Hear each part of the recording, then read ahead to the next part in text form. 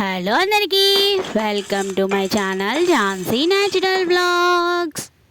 ఈరోజు మన ఛానల్లో చూపించబోయే ఈ కర్రీ మా అత్తయ్య గారు 22 ఇయర్స్ బ్యాక్ నేర్చుకున్నారంటండి. అప్పట్లో బాగా చేసేవాళ్ళంట ఈ కర్రీ. మిర్చి కసాలనండి, అంటే మిరపకాయ కూర అంటారంటండి ఇటు సైడు.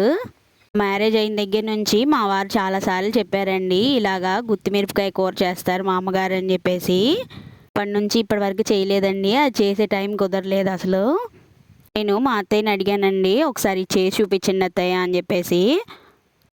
నేను ఫస్ట్ టైం తినడం ఈ కూరని, భలే ఉందండి, భలే టేస్ట్గా అనిపించింది. మన గుత్తి వంకాయ టైప్లో ఉందండి కర్రీ.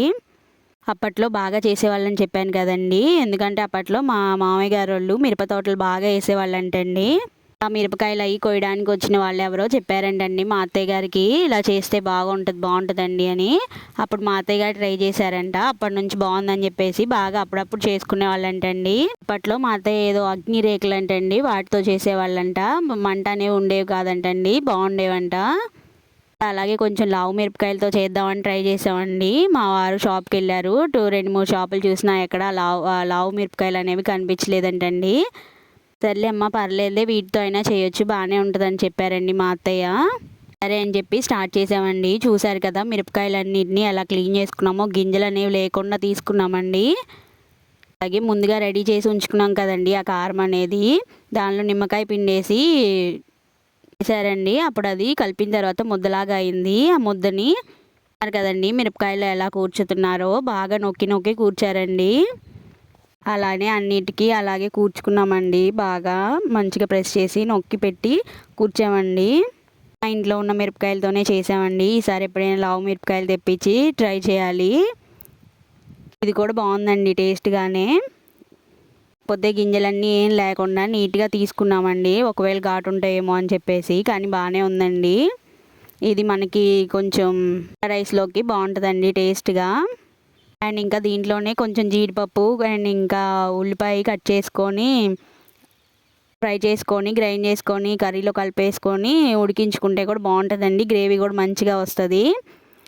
అలా ఒకసారి ట్రై చేసామండి మేము, బాగుంది అది కూడా. అది చపాతీల్లో కానీ పుల్కాల్లోకి వాటికి బాగుంటుందండి.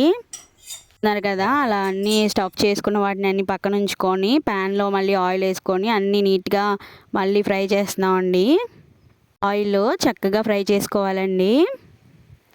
ఇదే కాదండి, మా అత్తయ్య గారు కాకరకాయలో కూడా స్టఫింగ్ పెట్టి చేస్తారండి. ఇలాగే మసాలా అది కూర్చేసి, అది కూడా బాగుంటుందండి టేస్ట్గా.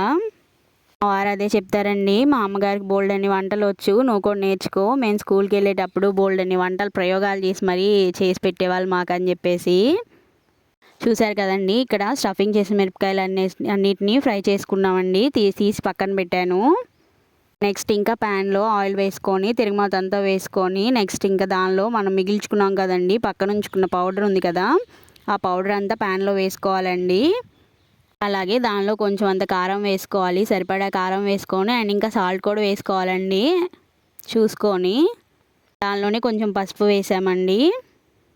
దానిలో కొంచెం వాటర్ అంతా పోసేసి కాసేపు ఉడికించుకున్నామండి. అలా అవన్నీ మగ్గుతున్నప్పుడు ఆల్రెడీ మనం స్టఫ్ చేసి ఉంచుకున్నాం కదండి మిరపకాయలు, వాటిని దీనిలో వేసుకొని కాసేపు ఉడికించుకోవాలండి. సిమ్లో పెట్టుకొని చక్కగా మగ్గించుకోవాలండి.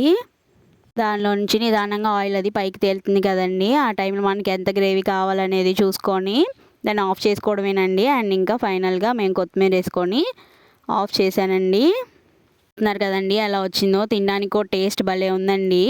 ఇది మేము నిన్నే చేసాము, కాకపోతే నేను ఫాస్టింగ్ ఉన్నాను కదా, అందువల్ల నేను నిన్న మధ్యాహ్నం తినలేదండి. అండ్ ఇంకా నేను ఫాస్టింగ్ అయిపోయిన తర్వాత నైట్ తిన్నానండి, భలే అనిపించింది, చాలా టేస్ట్గా ఉందండి. మరి మన ఛానల్ ఎవరైనా సబ్స్క్రైబ్ చేసుకోకపోతే సబ్స్క్రైబ్ చేసుకోండి.